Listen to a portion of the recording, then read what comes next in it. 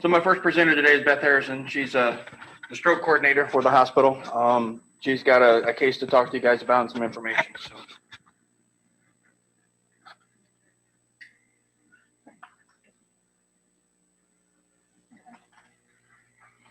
Is it on? Yep, but turn that on right here. Okay. It should be there. There you go. Okay. All right, Beth's up. Okay. Like I said, the whole thing's a video here, so we'll be able to see you. My uniform. Good morning, everybody. I'm Beth Harrison. I am the stroke coordinator here at Union Hospital. If you have any questions about this presentation, please feel free to ask. I'll be happy to answer them any way I can. This patient is JM. He's a 74-year-old male.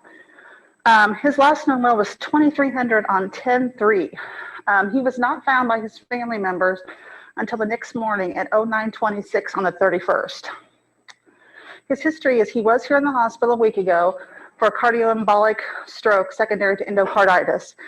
And during that stroke, he had showered clots and he had multiple infarcts at that time. EMS did arrive, was notified at 0926. They arrived on the scene at 0939 and they were here at Union by 0951. They did call ahead a stroke alert to the ER. They did do a Van scale and it was positive for an OVO. It did show new onset facial droop, severe left-sided weakness, new onset blindness, and left-sided neglect. So with all those deficits, you can see that this man's had a huge territorial stroke. Oh, and also I did not put up here that he also had eye deviation. And if he, with the eye deviation, if he had left-sided neglect, he's had a right-sided CVA. And just one thing to keep in mind too, when you do have a CVA, the eyes always deviate to the lesion. So that's one thing, kind of the difference between a seizure and a stroke, because of the way the eyes deviate.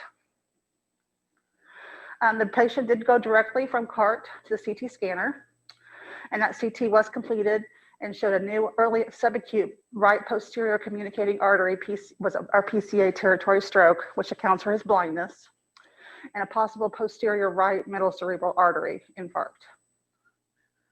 They did do the CTA at 11:47, and it showed a huge occlusion in the right MCA. The poor guy was not a candidate due to arrival way outside of the TPA window and his recent CVA, and he was also on Eliquis. I'm right, just took a drive. It's kamikaze today. Sorry about that, everybody. Probably broke your ears. They need to woke up. At 1300, we did receive an order to transfer this patient to Methodist for a possible thrombectomy. He did arrive, EMS arrived at the hospital.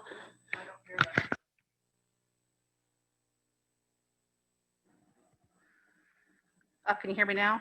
I got green, okay. I'm sorry about that. At 1300, we did receive an order to transfer this patient to Methodist for a thrombectomy. EMS arrived at 1402 and he left Union at 1424 and they arrived at Methodist at 1533. He did go by ground transport.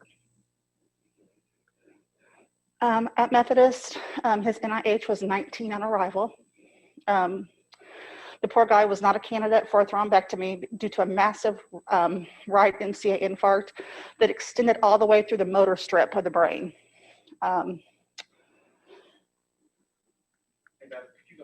Sure. Could you tell us what NIHSS 19?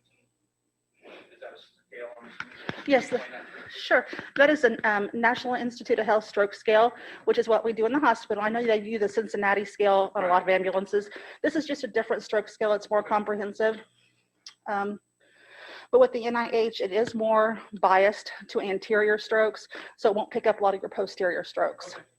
So if you have a lot of symptoms, you might want to think of posterior stroke, even if the NIH is low. The stroke continued to evolve, and he was discharged home with hospice on 11/24, and he has since deceased. Thank you, everybody. Thank you. You're welcome. Thank you. Thanks, Beth. Thank you very much. Next is going to be Jackie Martin with her trauma. She is good to go. All right.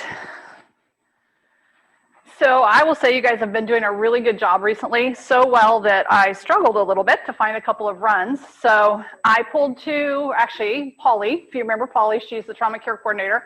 She pulled two just because they were a little bit more unique. So the first case I want to talk about, this guy was attacked by a bull. This is not a joke. This is true. He was literally attacked by his bull. And if anybody is farm territory, you know that can be a really bad thing. So the 911 call came in at 8:38. Dispatched at 8:39, en route at 8:40, on scene at 8:56. This is rural. I will tell you up front, this is Amish. So that should be some big red flags right off the bat.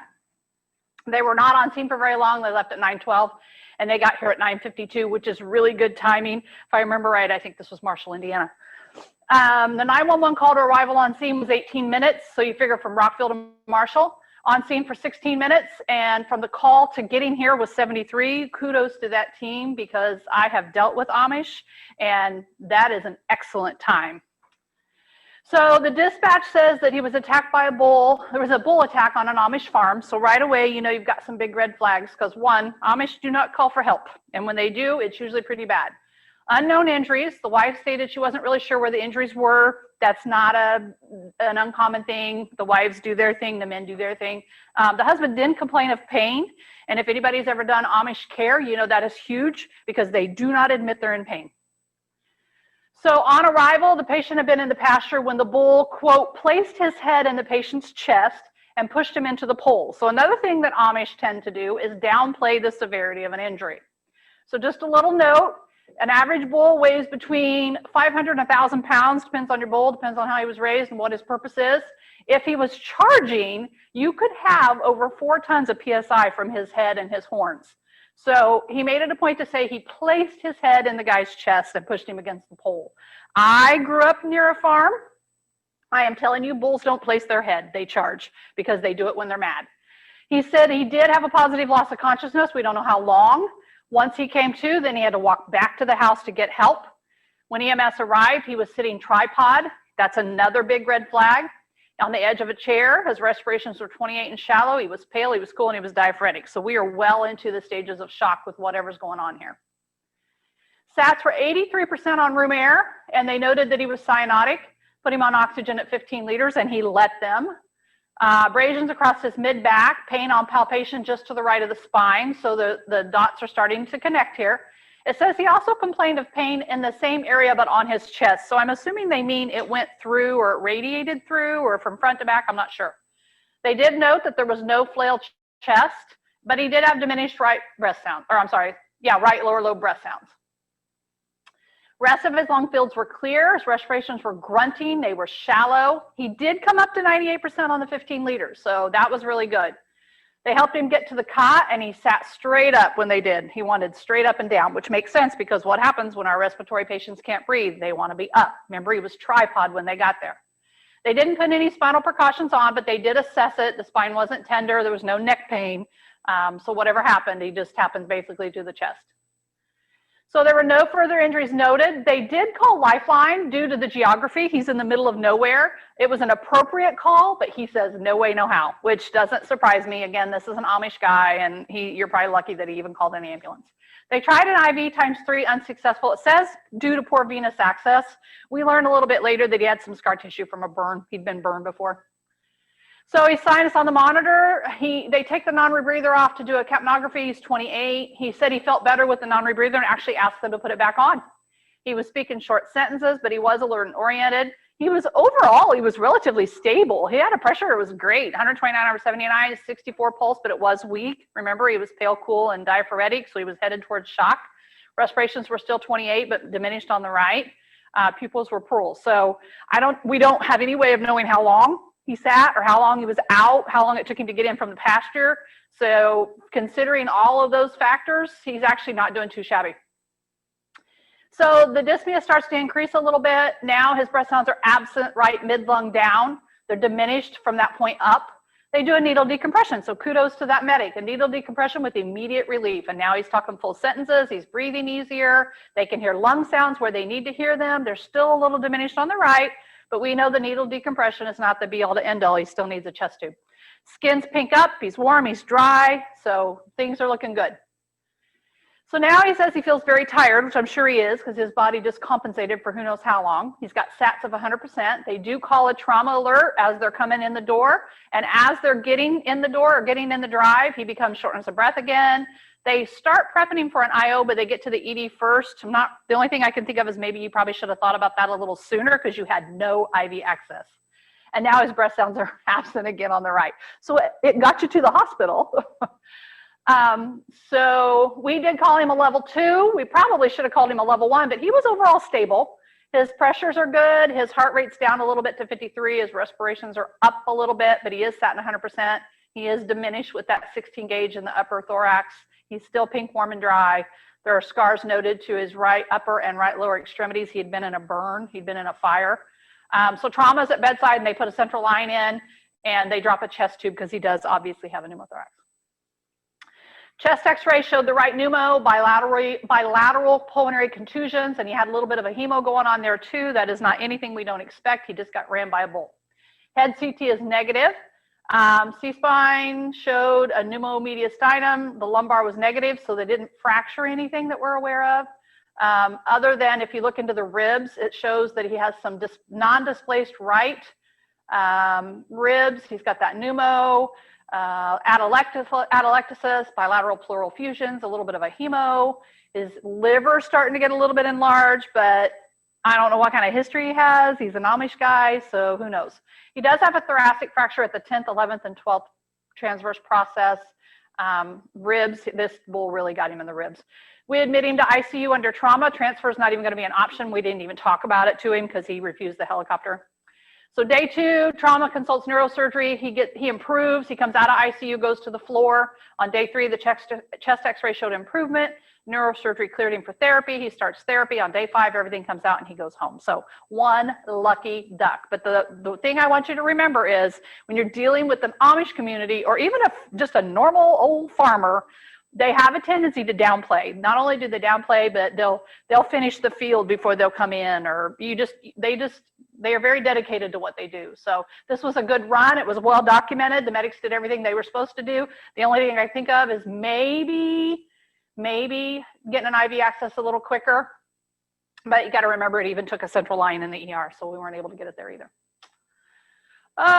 Case number 2 is an MVC. I think this one was a little more local. We'll maybe find out here in a minute. I can't remember. 911 call came in at 0056. So that's the call everybody wants to get you out of bed at 1 o'clock in the morning. Dispatched at 57, en route at 59, on scene at 18, left at 1:34, and here at Union at 1:50. So call to arrival on scene 22, on scene 18. This is really good when you start getting the details about this. And call to arrival here is 54. Excuse me. This is a 33-year-old female. They were dispatched to a traumatic injury. They were told there were power lines down at the scene. Patient was separated from the vehicle about 200 or 300 feet from where the car was at. EMS had to actually reroute for safety to get away from those power lines, and fire rescue was on scene trying to take care of those. She struck a telephone pole at an unknown speed. She actually self-extricated and walked to the residence, so that's pretty impressive. The homeowner reported that the patient fell in her yard unconscious, but now she's conscious again. Obvious emotional distress, and she was literally lying supine on the ground in the rain. She couldn't clearly communicate to the bystanders. She couldn't talk to fire rescue. Just very, very, very, very anxious. So that should be flag number 1. She's alert and oriented ×1. She's agitated. She's confused. She has a very high level of emotional distress. That's actually the words they used when they charted it. She's hyperventilating at 40. She can't put a full sentence together. Her eye is swelling. There's a big old cut on the right orbit. Her neck is bruised. Her trachea is midline. They did apply the C-collar. It did hurt her to do it, but there was no crepitus. So her vitals are kind of all over the place, and I think some of this is documentation error or out of order maybe. I think maybe the medic might have written these down and went back and documented them. That's a guess. So initially 176/100, so she's hypertensive, but they said she was really wound. She just hit a pole. It's the middle of the night.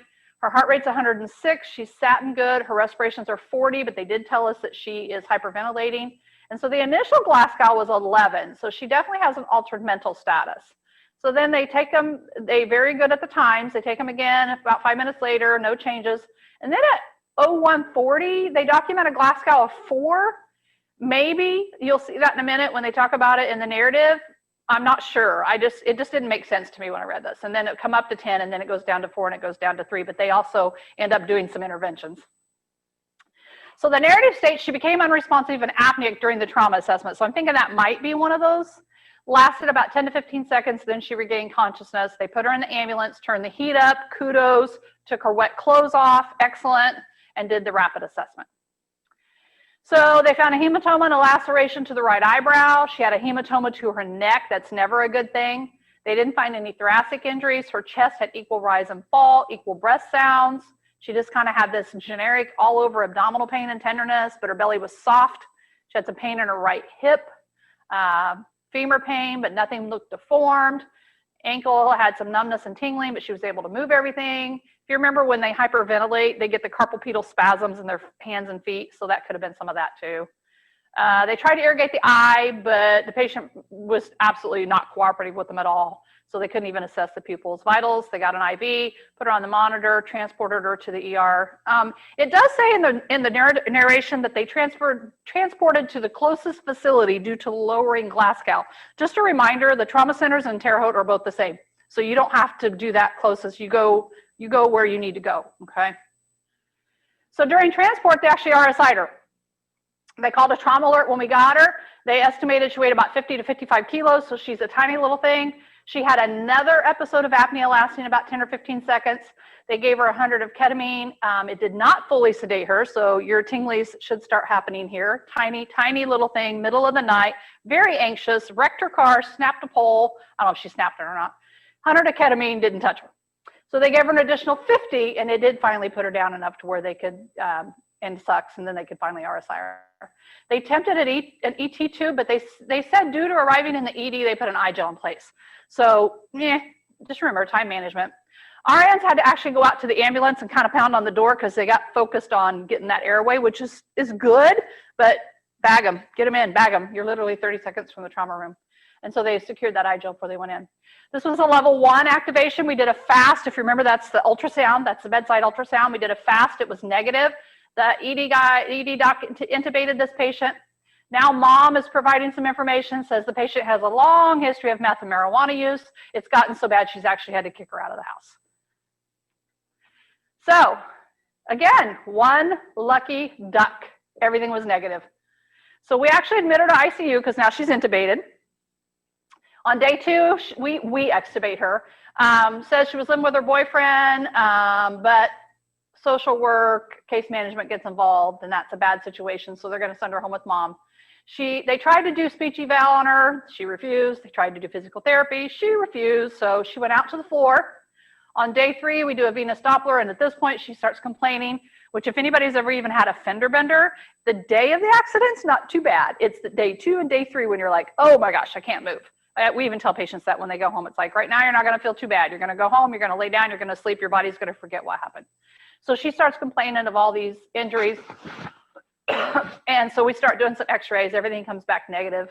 Behavioral health comes to the party, does a consult for us. They note that she was recently fired from Walmart. This is her 2nd driving under the influence charge. She gets a little better on day 4, and on day 5, we send her home with mom. So it's a good run. Really good run. They did a fantastic job noting that the scene wasn't safe. They did a great job noting where they found her and how they found her. Maybe thought about the drugs a little sooner. I say it as a joke, but it's really true. In ER, everybody's guilty until proven innocent. So delayed intubation and eye gel placed in the drive. So maybe a little bit better time management, but I have been in your shoes. I do know that sometimes you look up and you're like, oh my gosh, I'm here. Vital signs documentation, there was a respirations of 0 at 140, and then the 40, I don't know, was it out of order? Was it her having those little spells? It just wasn't really clear. Hypertensive, which was another clue to possible drug use. So again, both of those runs were really, really good. I thought everybody did a fantastic job, and I'll see everybody in January. Thanks so much, Jackie. I appreciate your presentation.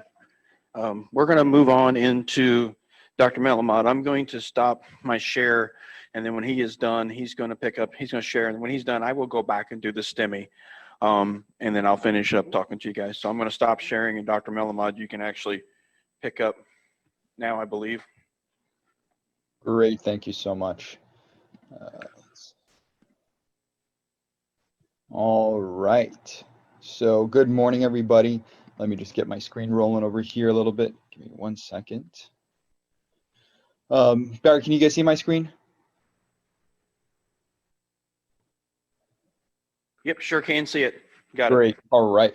So we're just gonna go through some stroke and STEMI review, mostly straightforward stuff. You'll probably, I hope you get something out of each portion of it, but hopefully if everything kind of is there for you, that'd be great.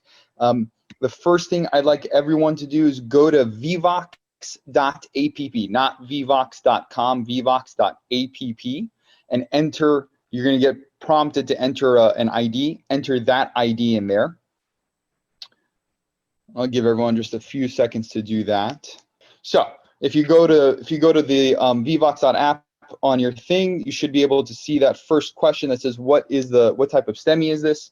Let me just see if people have responded.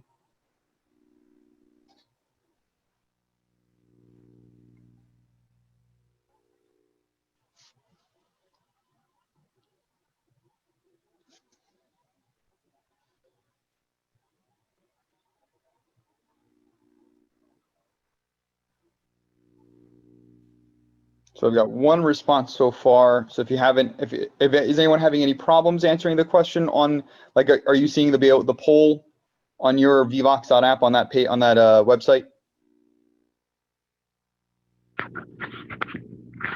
I'm seeing it, Doc, but it's not able to push on it unless I'm definitely not technically challenged. Yeah, I don't have access to click on anything. I see the question and it says results, and it gives the percentage of people here, or the percentage of people marking anything, but you can't click anything. Great. Give me about 1 second. I'm sorry, guys, for all this. This was working when I tested it. I'm going to just restart that session.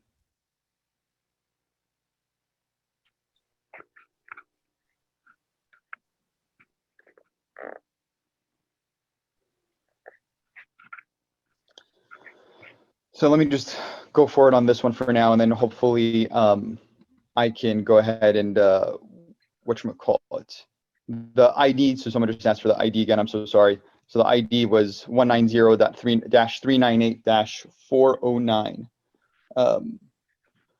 So for those of you guys, hopefully this just becomes a little more interactive. So obviously this particular EKG is an inferior STEMI. So a couple things to remember out of this one. What you're typically going to see are your ST elevations in 2-3 and AVF. Sometimes you'll see some reciprocal changes in 1 and AVL. And then just to think about, and this is just where you start thinking about the physiology behind kind of what you're doing. You start thinking about what vessels are involved when you're doing this. So probably about 80% of the time, it's the right coronary artery that's going to be involved, and then roughly about 20% of the time, you're going to have involvement of the left circumflex. And if it's a fairly massive STEMI, right, in the sense that you're going to have like what's called an inferior lateral STEMI, your LAD becomes typically involved, and then you're just kind of seeing different changes there from that perspective. Now, can anyone tell me what they think? What else we should do once we see this kind of EKG? What else should we do or consider when you see this EKG? V4R. Right. So what does that mean? So just for like make it as dumb proof as possible. If you told a brand new medic, hey, you should do a V4R, what does that mean to them? Moving the V4 over to the right side of the chest so we can do a right-sided MI, or check for a right-sided MI. Right. So we're looking for a right. You want to do a right-sided EKG in essence, because you want to look at, you're in essence trying to look at that right ventricular wall and see if there's right ventricular involvement, right? So that's really important, because probably about 40 to 50% of these people who have an inferior STEMI are going to have a right ventricular involvement. And so that makes them very preload dependent. And so if you end up starting and you throw nitro at these people and they're extremely preload dependent, and you take that preload away, they'll decompensate on you and circle the drain and probably die. So just be really careful about that. The other thing to remember with inferior STEMIs, about somewhere around, I want to say 20% or so may present with a block. right? So they may present in either second or third degree block. So just keep that in the back of your head if you start seeing somebody with a block and it's a new block that they're completely unaware of about. Think about, hey, is this maybe an inferior semi that's kind of presenting in this way? Trying to think if there's anything else for this one. And then just the only other thing that you can kind of see here. So if you look, you see that 3 is greater than 2, right? In terms of its ST elevation. In that particular instance, that's when we also kind of, it helps us guide. It's not 100% in any regard, but it does help us guide a little bit in thinking that this is, it is having a right ventricular involvement more so than not. So just keep that in mind. Those are just the big, cute, big findings there. All right, so let's try this one. Let's see if people have been able to answer this question. So if you can, if you go to, it should prompt you for the next question on that one. I'll give you a couple seconds just to answer this.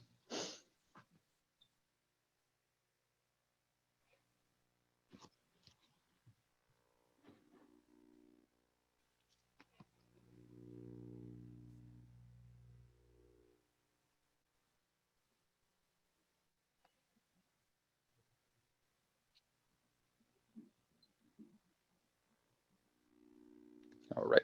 So for those of you guys who got it, this is your lateral STEMI, right? So what you're seeing here, your ST elevations 1 in AVL, along with some changes in V5 and V6 here, or V4, V5.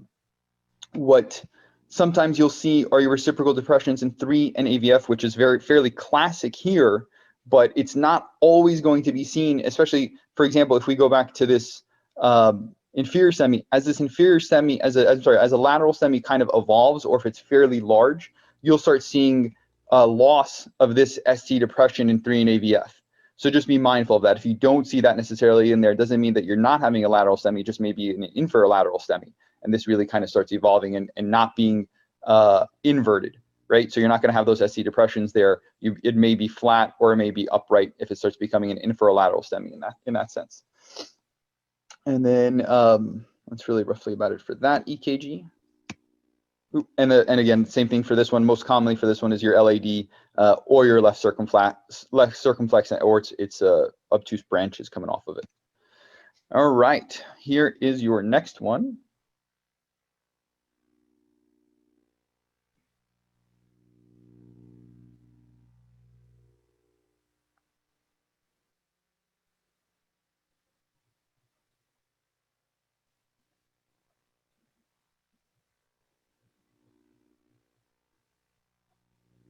Give you guys a couple seconds to take a look at this and think what you want to think.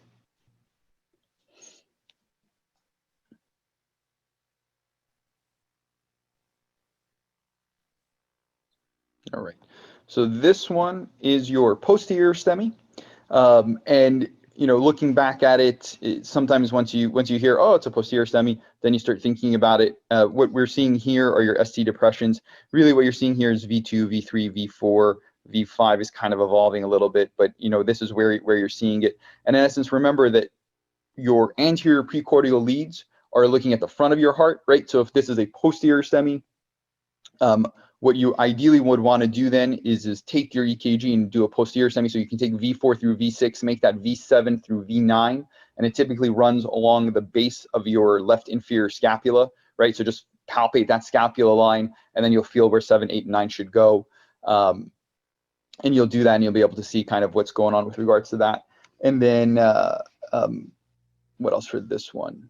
And that's really roughly about it. Sometimes, like same thing for this one, sometimes you'll see reciprocal depressions in 3 and AVF, sometimes you won't.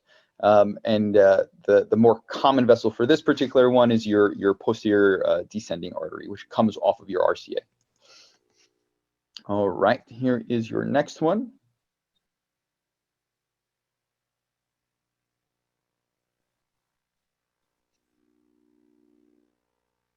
Give you guys a couple seconds to look through this one.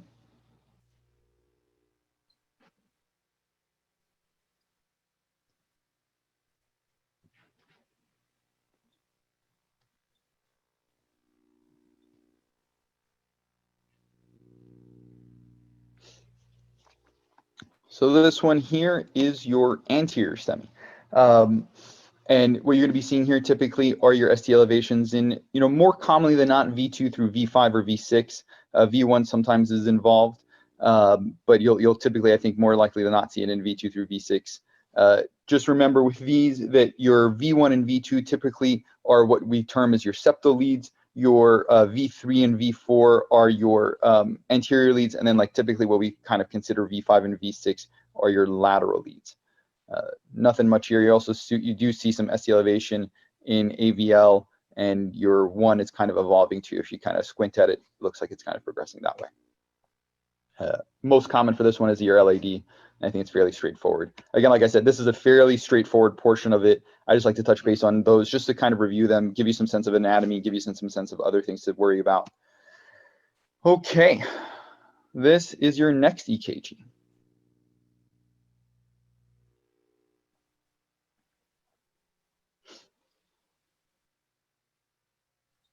Give it a shot. Let me know what you guys think.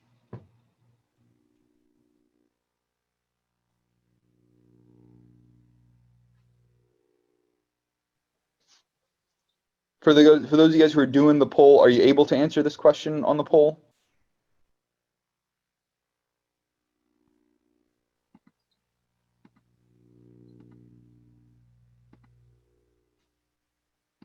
If everyone's got the app up and can just shout out on the group chat, or just take yourself off mute.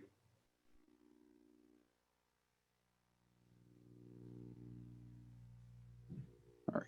So does anyone think this is a STEMI?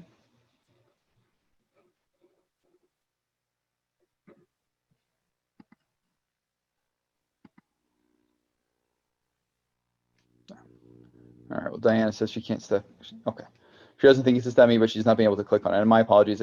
This was working when I tested it, so I will fix this for next time if I end up using it again. So yeah. So this is Wellens, right? So Wellens, which you're going to see in Wellens has two variations, and Wellens has either biphasic T waves in typically V1 through V4, right? And so what you see here is this kind of like upright T wave, which then becomes a downright T wave. So these are biphasic T waves. Or you can also have deeply inverted T waves in V1 through V4. And while it's not a STEMI, Wellens typically indicates a fairly high likelihood of an LAD occlusion that's almost going to become a STEMI in just a little bit. So it's not a STEMI equivalent, but if I were to see this and with a good story, I probably would activate my cath lab and see if the cardiologist would theoretically take this person to cath, because the likelihood of them needing a cath sometime soon and or this evolving into a true STEMI is a fairly high likelihood, right? So when you see these EKGs and you're like, I don't see ST elevations grossly, but you are seeing either deeply inverted T waves in V1 through V4 or biphasic T waves in V1 through V4, Wellens should kind of pick off on the top of your head and kind of go from there. All right, let's get you to the next one. So here is your next EKG.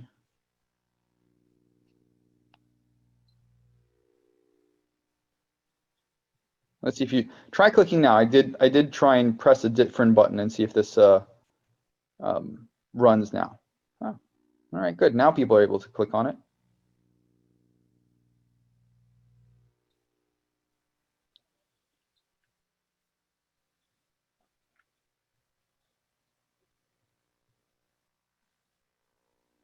Give you guys a couple more things. You should be able to click on it now, because it looks like people are able to respond. So I think me having pressed a different button actually got it.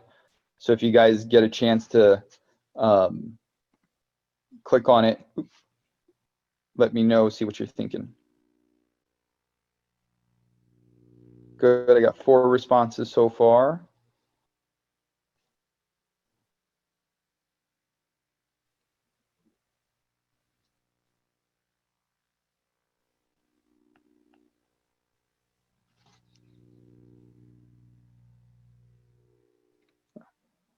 I skipped one EKG by accident. We'll go back to that one in just a moment. So this EKG are your broad-based T waves. So what typically, as you evolve in your STEMI, the thing to remember as your STEMI evolves, the initial thing is not really ST elevations, but what are hyperacute T waves. So the biggest thing to remember for this particular thing is that the differentiation between what a hyperacute T wave in an early STEMI looks like versus a hyperacute T wave or pointed T waves for hyperkalemia. So the biggest thing to remember here, and what is the thing to remember in this particular instance, and when we're thinking about STEMI, is that it's not equal in the way it looks, right? So typically for hyperkalemia, you're going to see your T waves be much more symmetrical, much more pointy looking. These aren't as symmetrical. You see that the upslope is fairly different comparatively to its downslope. You also see that it's fairly broad-based, right? While hyperacute T waves typically, especially, it varies as the hyperkalemia kind of evolves or as it worsens. So initially, you're going to see much more narrow T waves that are more symmetrical in shape, right? So these are your broad-based T waves, and this is probably, if you were to do an EKG again in about 5 or 10 minutes, this will probably evolve into a full STEMI. So this is just an early STEMI that we're seeing that's going on in there. And then let me just backtrack. I'm sorry, I clicked on a button too quick. So this is our next EKG to think about, and I'm going to open up that one.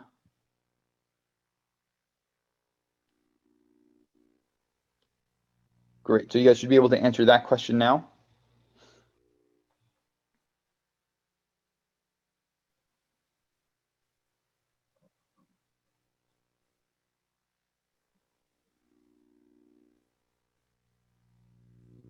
I'll give you guys a couple more seconds to answer this one, and then we'll keep going.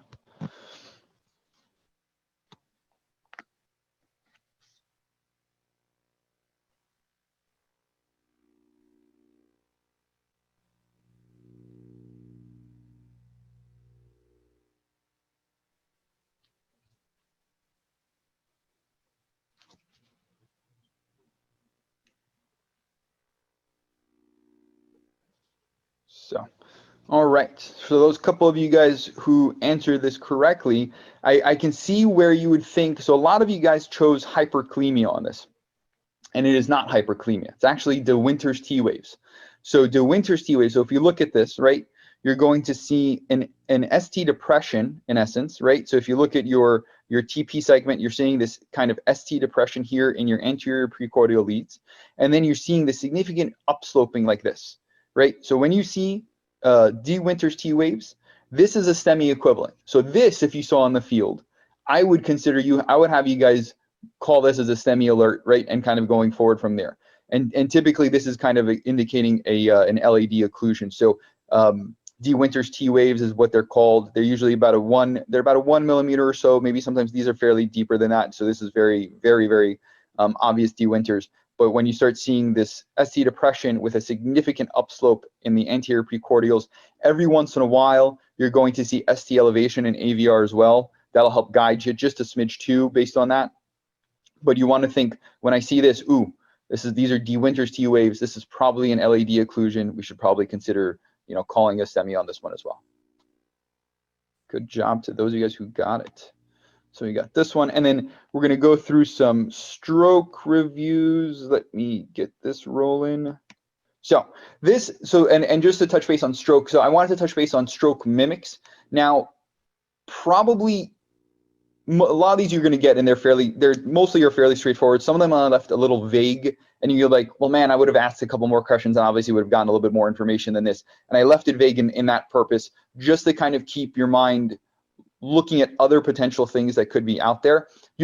Probably some of these cases, you may still look at it and go, well, wait a minute, we definitely would have called, we definitely would have done this, or I still would have called a stroke alert on this particular patient and let you evaluate it further. So never hesitate to up triage in that sense, right? So if you go, man, this guy really sounds like a stroke, and you end up getting him up to us and we see he's got an ethanol of like 200, well then that's okay. But if you're in your eyes, you're like, holy crap, this is a stroke, it's okay for you to go down that route, okay?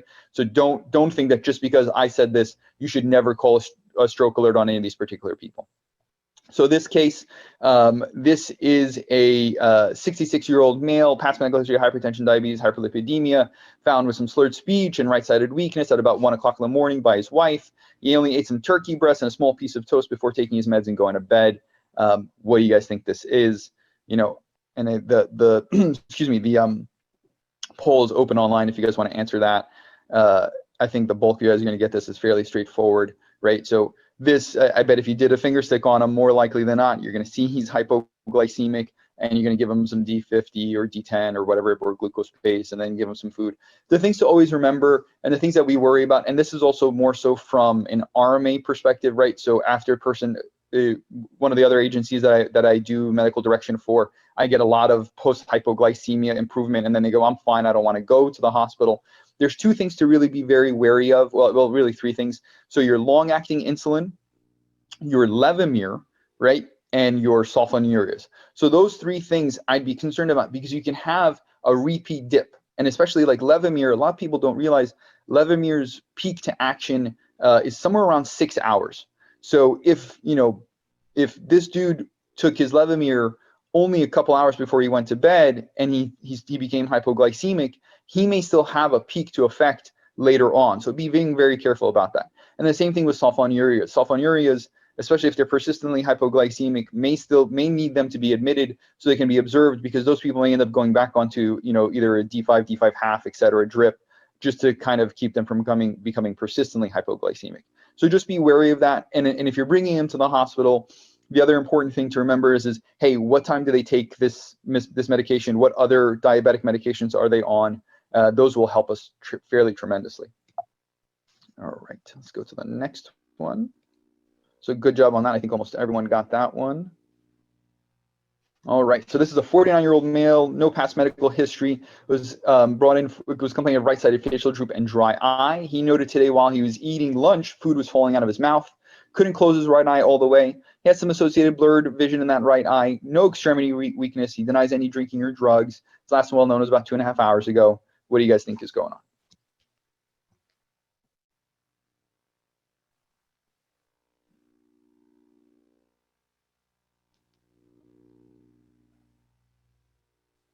Give you guys a couple more seconds to think about this and answer.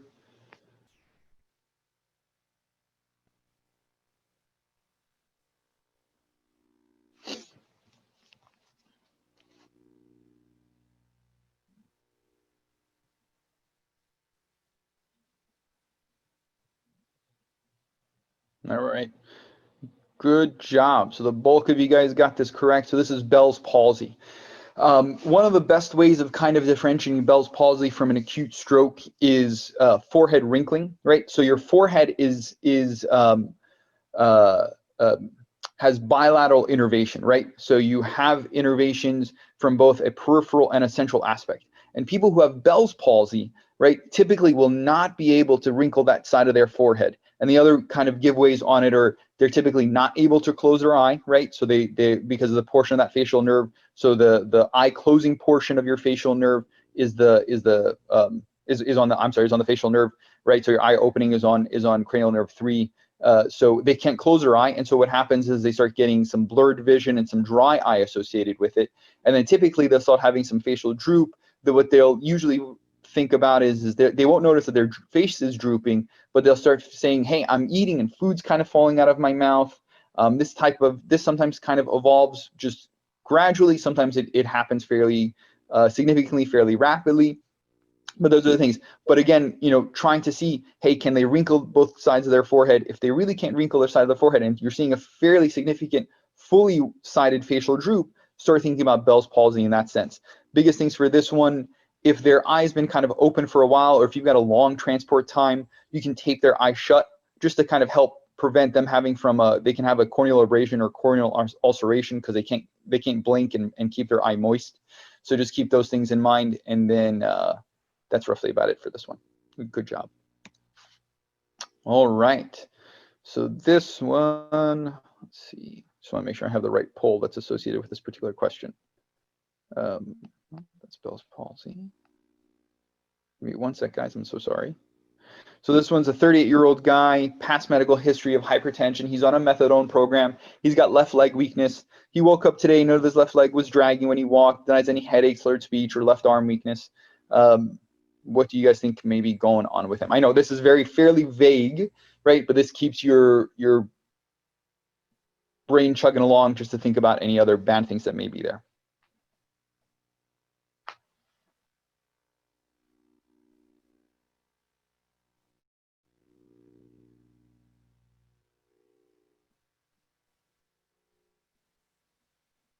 Give you a couple more seconds to answer the poll.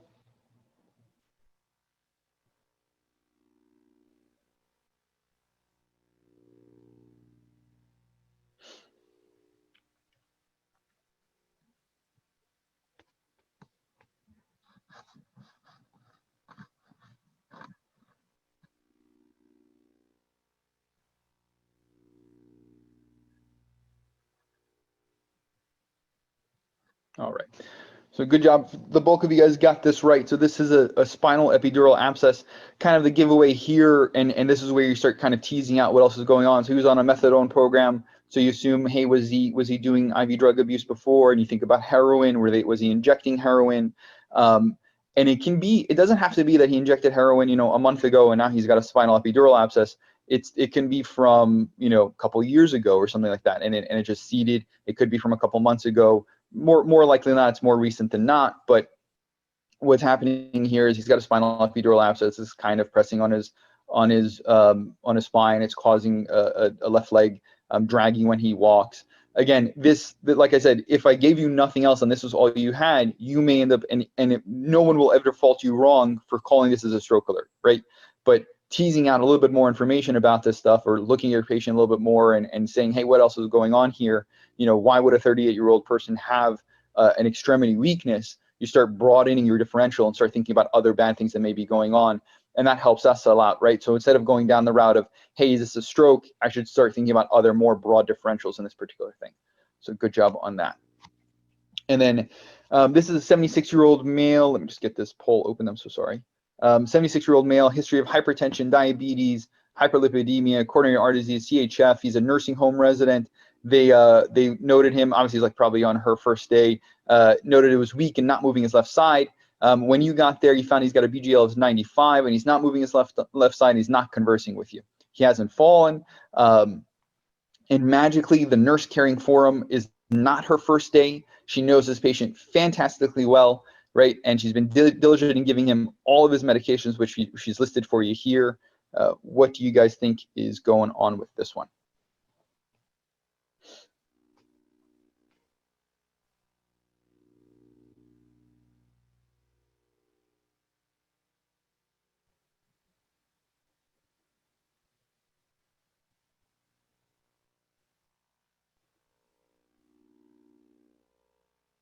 So that poll is open. We'll give you guys a few more seconds if you're wondering what's going on.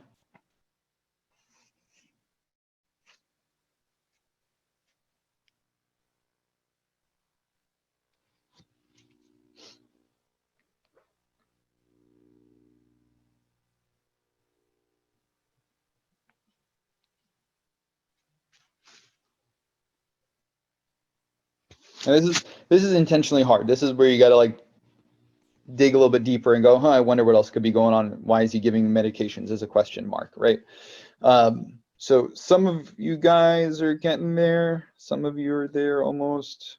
I'll give you a couple more seconds to answer.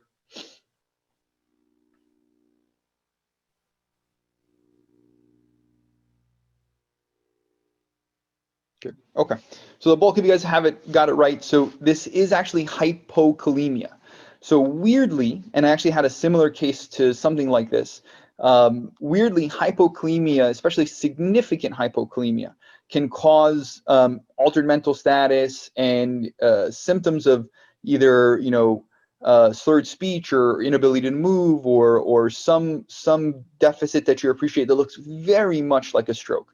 But I had a patient who ended up coming in who was altered, would kind of flail a little bit, but seemed to have some right-sided weakness. Almost thought she was faking it. So I was like, this is crazy. What? Could you just please stop, not moving your right arm, and could you please start moving your right arm? Didn't do anything. Even tried a nasal trumpet. That did not get her to move. And once you do the nasal trumpet and they don't move, there's probably something going on. So she ended up having a potassium of 2. Repleted that over time, and by the next morning, everything was back to normal for her.